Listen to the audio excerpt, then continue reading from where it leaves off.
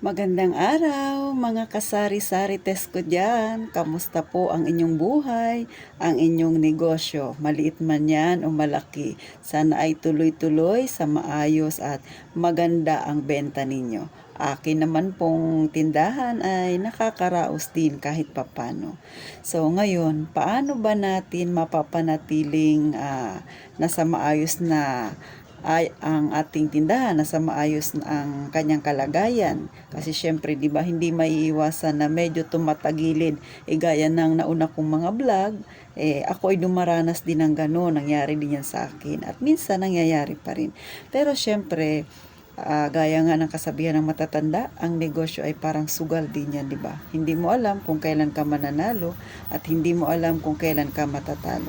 Pero syempre, para maiwasan ang ganyang pangyayari sa ating negosyo, nasa sa kamay nyo rin yan kung paano ninyo hahawakan ang inyong negosyo, nasa pagdidesisyon yan. Syempre, unang-una na dyan huwag na huwag magpapautang. Huwag masyadong maging mabait sa mga customer, o di ba? Iba rin yung pagiging ganid.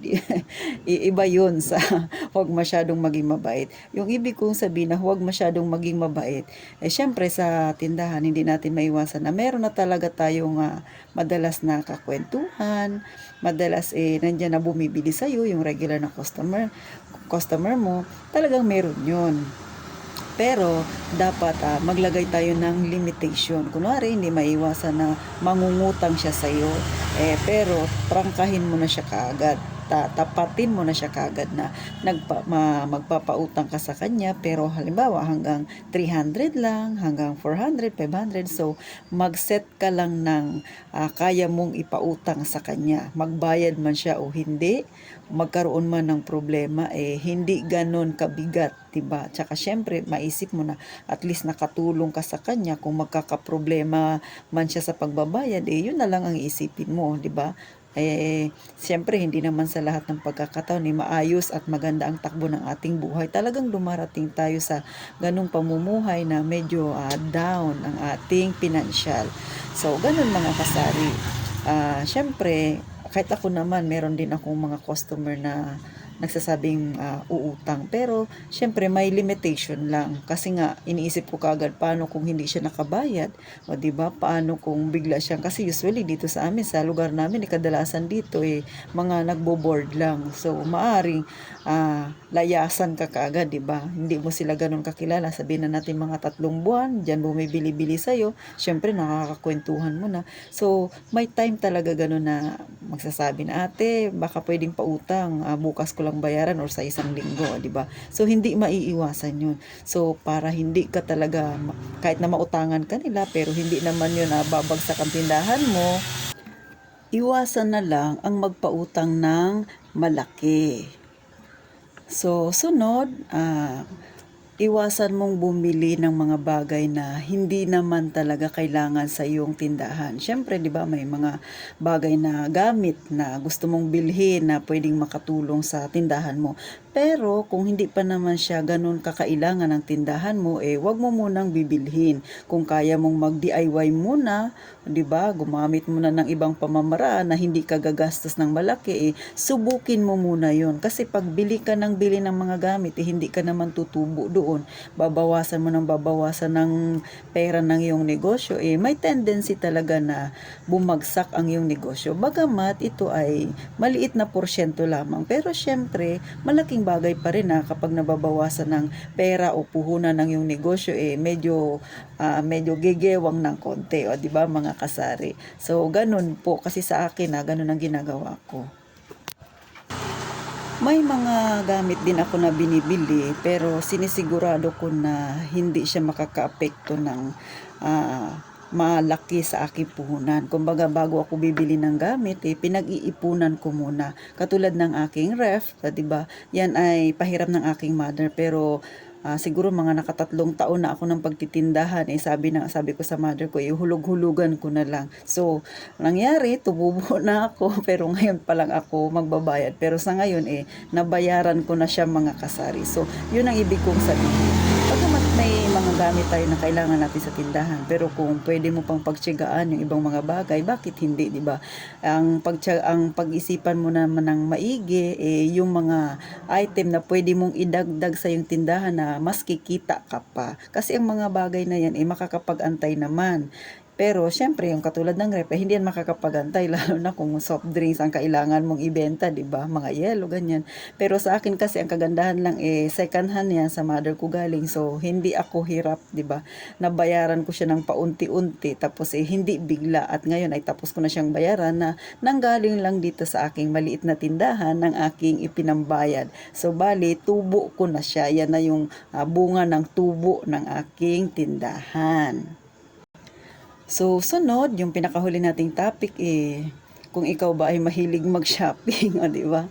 Ay mahilig mag-online shopping. So, iwasan na mabawasan ang puhunan at bili ka ng bili ng mga gamit or pansarili mo. Tapos yung gagamitin mong perang ipambabayad mo yung sa tindahan mo, o di ba? Sa bagay ako, meron din ako mga gamit na ganun. Syempre, remembrance ko rin yun. Pero, naglalaan lang ako ng panahon. Kumbaga, nag-iipon muna ako ng paunti-unti. Kasi kung lagi-lagi may nagugustuhan ka, tapos bayad-bayad, hindi mo na mamalayan yung iyong puhunan ay nauubos ng paunti-unti kasi kabibili mo ng mga gamit na para sa sarili mo. Mamukat-mukat mo ha, purdoy na ang tindahan mo. So, ganun mga kasari. Mag-ingat lang tayong palagi. So, number 1, ulitin natin, syempre, huwag magpapautang, huwag magiging masyadong mabait. Pangalawa huwag mo nang bumili ng mga bagay na hindi mo pa naman ganun kakailangan.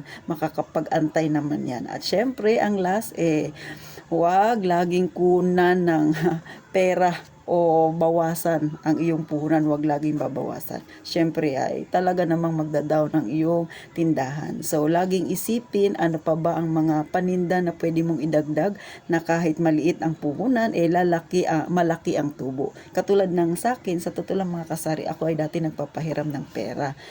10%.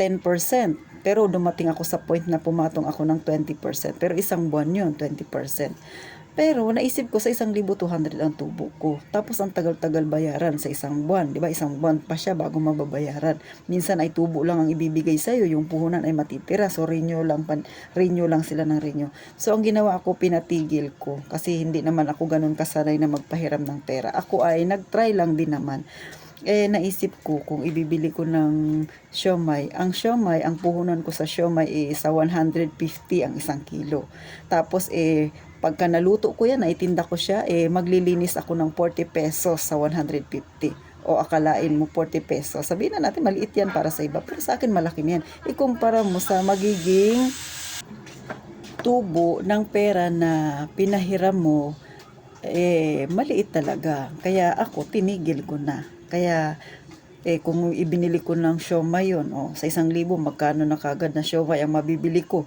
Sa isang araw, nakakaluto ako ng 2 kilo. Minsan, maabot pa ng 3 kilo. So, sabihin na natin 2 kilo araw-araw ang luto ko. So, ang puhunan ko lang nun, 150. Minsan, tumataas kasi yung siomay, maabot ng 160. So, sabihin natin 150. So, 300 isang araw ang aking puhunan. O di sa isang araw, may 80 pesos na ako. So, kumpara mo ang tubo ng 200, isang buwan, ang 80 pesos isang araw ko na yon, o di ilang araw ko lang yon, yung 200 na yon. So gano'n, nag-isip ako na hindi maganda magpahiram.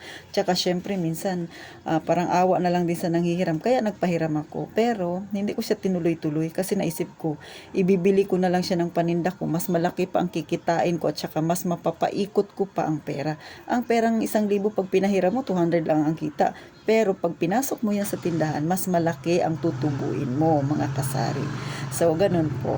So, sana sa maikling topic na ito ay may natutunan kayo sa akin. Pwede nyong itry, pwede din namang hindi. O, di ba? Bahala kayo kung gusto nyo ring magpahiram ng pera, nasa sa inyo yan.